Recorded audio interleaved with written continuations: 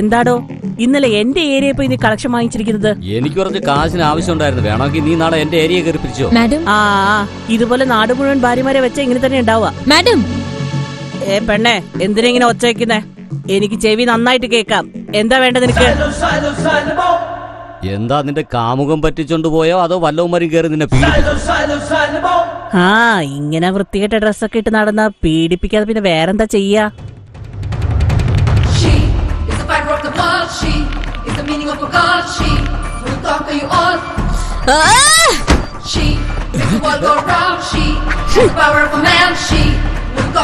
Kanchana assistant superintendent of police.